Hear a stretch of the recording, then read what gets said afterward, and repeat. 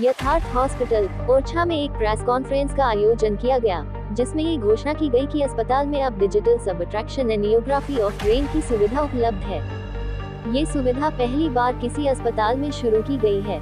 इस आधुनिक तकनीक के माध्यम से मस्तिष्क की जटिल बीमारियों और विकारों की पहचान एवं उपचार अधिक प्रभावी और सुरक्षित तरीके से किया जा सकेगा। विशेषज्ञ डॉक्टरों की उपस्थिति। इस अवसर पर अस्पताल के वरिष्ठ न्यूरोसर्जन एवं न्यूरो इंटरवेंशन विशेषज्ञ डॉक्टर सुमित गोयल उपस्थित रहे। प्रसिद्ध न्यूरोसर्जन डॉक्टर अमनजीत भी मौजूद रहे, जिन्होंने इस तकनीक की विशेषताओं पर विस्तार से प्रकाश डाला।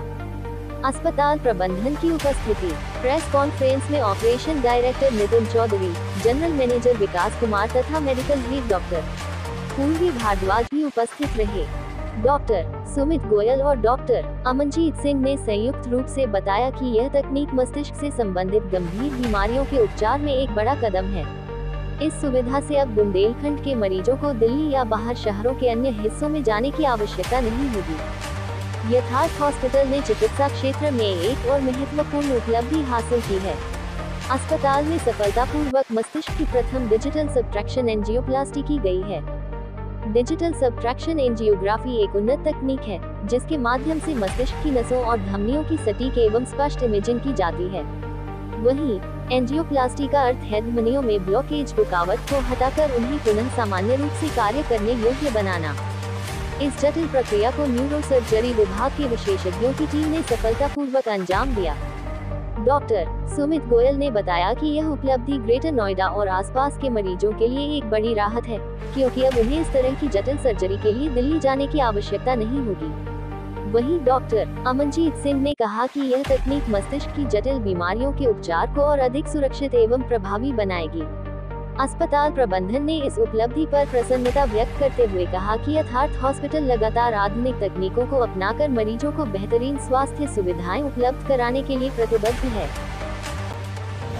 जी नमस्कार, मेरा नाम नितिन चौधरी है। मैं फैसिलिटी डायरेक्टर यथार्थ ओरछा यूनिट में यहाँ का पूरा कार्यभार संभालता हूँ। मुझे बहुत हर्ष और उल्लास के साथ ये कहना पड़ रहा है और मैं खुशी महसूस कर रहा हूँ कि हमारे बीच डॉक्टर सुमित जो नोएडा यूनिट से आए हैं और हम यहाँ पर एक नई चिकित्सा सुविधा को बुंदेलखंड के लोगों को देने जा रहे हैं, जो न्यूरो इंटरवेंशन में आती है। जैसे कि पहले ब्रेन हैमरेज होता था, उसमें बुंदेलखंड में किसी भी अस्पताल के अंदर ब्रेन को कट करके खोला जाता है और उसके बाद उसका इलाज किया जाता है। या ब्रेन स्ट्रोक का कोई खास इलाज नहीं होता, उसको कंजर्वेटिव पेशेंट को रखकर दवाइयों से इलाज किया जाता है। लेकिन हमारे यहाँ एक ऐसी चिकित्सा सुविधा शुरुआत होने जा रही है जिसमें ब्रेन हैमरेज या ब्रेन स्ट्रोक का इलाज एक छोटे से तार से एक मिनिमल इन्वेजिव सर्जरी, बहुत छोटी सी सर्जरी, एक छोटे से कट से, सुई के बराबर एक कट लगता है जिससे तार डालकर उन दोनों का इलाज किया जा सकता है। इसमें बहुत ज़्यादा चीर फाड़ की जरूरत नहीं होती है। इसके हिंदुस्तान में बहुत कम डॉक्टर्स हैं और ये टीम वर्क होता है। बेसिकली टीम में काम किया जाता है। हमारे पास एक बहुत बेहतरीन टीम है जिसमें डॉक्टर अमनजीत केंद्र और डॉक्टर सुमित गोयल हैं। तो ये लोग बहुत हिंदुस्तान के बेहतरीन डॉक्टर्स हैं और यहाँ पर ये इलाज बुंदेलखंड के लोगों को देने के लिए अब सक्षम है और हम सुविधाएं दे पा रहे हैं। ग्रुप डायरेक्टर न्यूरो इंटरवेंशन यथार्थ हॉस्पिटल से। देखिए और देश को लेकर सवाल जैसा यथार्थ हॉस्पिटल में अभी डॉक्टर साहब ने बताया, हम लोग यहाँ पे आज से न्यूरो इंटरवेंशन पद्धति का इलाज शुरू कर रहे हैं। अर्थात ये एक ऐसी नवीनतम तकनीक है जिसके द्वारा हम ब्रेन की एंजियोग्राफी करते हैं। यहाँ पे हम जान के थ्रू एक नस में पंचर करके ब्रेन के अंदर कैथेटर ले जाके उसे एक्सरे में देखते हैं, जिससे खून की नसों का विश्लेषण कर पाते हैं। तो यदि कहीं से खून की नस ब्लॉक हो रही है तो जैसे हार्ट में स्टेंट डलते हैं, उसी तरह से हम गर्दन में या ब्रेन में स्टेंट डाल के ब्रेन अटैक को बचा सकते हैं। या फिर जिन लोगों को ब्रेन हेमरेज हो गया और एंजियोग्राफी में कोई खून की नस में फुलाव आया है, जिसे हम मेडिकल भाषा में एन्यूरिज्म बोलते हैं, या खून की नस का गुच्छा बना है जिसे हम ईवीएम बोलते हैं, उन बीमारियों का भी हम इलाज अब एंजियोग्राफी वाली विधि से यानी न्यूरो इंटरवेंशन विधि से बिना चीरा लगाए कैथेटर के द्वारा कर सकते हैं, जो कि एक काफ़ी सक्सेसफुल इलाज है और इससे रिकवरी काफ़ी फास्ट हो जाती है।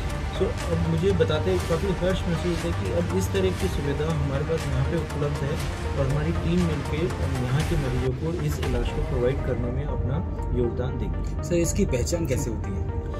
ब्रेन स्ट्रोक के जो लक्षण है उन्हें याद करने का एक बड़ा आसान तरीका जिसे बोलते हैं बी बी माने बैलेंस, यदि हमारे बैलेंस में कोई दिक्कत आ रही है तो बी इज फॉर बैलेंस।